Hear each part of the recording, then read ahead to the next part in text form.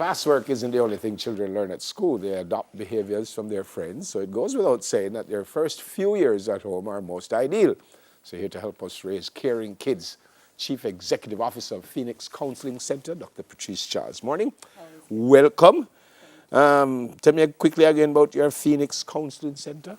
Phoenix Counseling Center. We're located on 10.5 Lady Musgrave Road, and we're a counseling center that caters to everyone, couples, families, children with behavioral disorders, and just individuals that just need a little assistance to connect the dots. Okay. How do they find you? How do they find out if I have an issue? How do I find out where I must go and Just give me a call. when I must come and stuff? They can either go on my Facebook site or you can just give me a Yeah. call. So we're talking about looking after our young ones, and this comes from the Harvard Graduate School of Education. The headlines, I'll start with the first one. Work to develop caring, loving relationships with your kids. Talk to me about that. Well, I think it's something that's very important. And just recently I had a workshop with a group of women, and we were speaking about how do you love your children? And this is one of the topics that you're wondering, why do you have to have a workshop on a topic like that? How do you care for your children? First and foremost, be role models. Show them that you care for them. And it's not just a matter of applying those elements of effective parenting, but as I said last week, it's a matter of caring and loving them in a way that they can receive it. And as you know, we receive love in various ways. Some like gifts, acts of services, physical touch, words of affirmation. And parents have to basically figure out what works best when it comes to their children, but they have to show that care. And I always say that it's so important. It's so important that parents practice it at home, because it should start within the home. That foundation must start at home, and then it's reinforced in the classroom, Okay. and not the other way around. So it's more than just I have a responsibility as the father or the mother. That's not enough. Because I'm No. going to send you to school and I'm going to give you lunch money. That's not enough. That's not enough. Because you could, if you ask some children, they'll say, yes, I know my parents care about me because they provide food, clothing, shelter. Yeah. Have you ever heard your mom say, I love you? No, and this actually really happened Yep. when I was in Clarendon. Yep. Has your mom or your dad ever told you that they love you? And she said, no, and she looked so sad. And she said, I'd give anything to hear my dad say, I Wow. love you. Wow. And that was her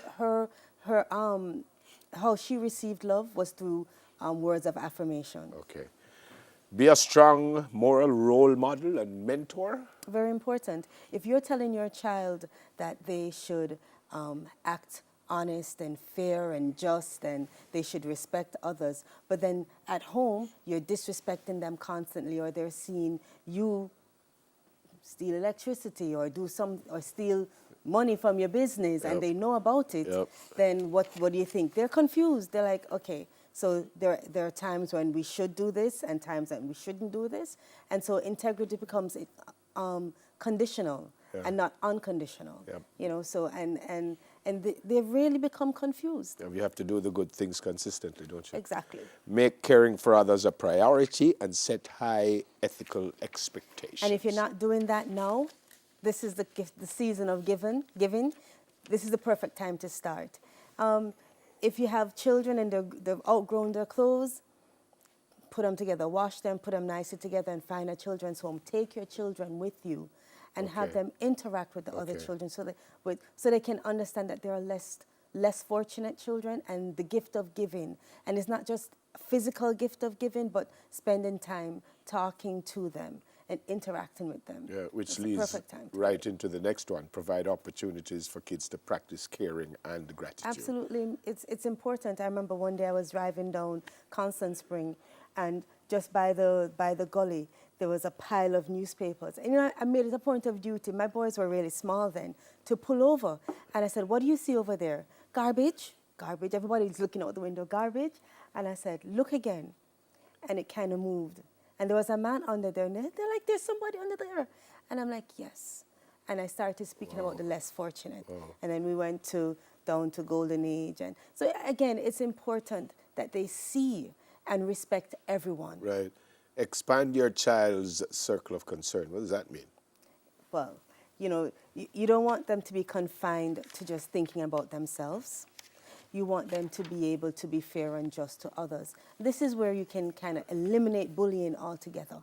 So concern for others, empathy, understanding, not necessarily sympathizing and feeling sorry for someone, but being able to look on an individual in their classroom and even at home, another sibling, and saying, you know, I understand what you're saying. It goes a long way to eliminating conflict.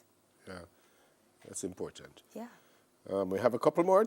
Promote children's ability to be ethical thinkers and positive change makers in their communities. Speaking out is very important. Speaking out respectfully is even more important. And, you know, parents have this thing of telling children, you know, when other people are around, don't speak, or only speak when you're spoken to. And then they tell them to go outside and in the classroom and speak up. And that, again, is confusing. When am I supposed to speak? So our children have an opinion. It may not always be an opinion that you agree to, but they have an opinion, and they should be able to speak their opinion in a respectful manner. So again, encourage your children to speak out, and encourage your children to, you know, to stand up for what's right and what's principled. Last one, quickly. Help children develop self-control and manage feelings effectively. Again, if a parent lacks emotional intelligence, they will not be able to pass that on to their children. So parents need to be able to create that mediation, positive mediation within their household. Pulling back a little bit. If you're going to approach your children in a very angry manner and you yourself can't pull back to say, hey, let me look at it in a rational way. Yep. How can we talk through this? You know, I'm not pleased with what you're doing, but let's have a conversation. And that conversation has to be age appropriate. And I know a lot of parents that go in speaking to their child as if their child is an adult and expecting that child to understand adult things. Yeah. So again, you have to really look at your child in a way and communicate to that child. Actively listen to your child. So it's not just you doing the talking, but you're actually doing that active listening. Yeah, man. It's very important. Always good to see you. Always good to be Thanks here. for coming. Chief Executive Officer of Phoenix Counseling Center, Dr. Patrice Charles. We're on Smile, folks, when we come back.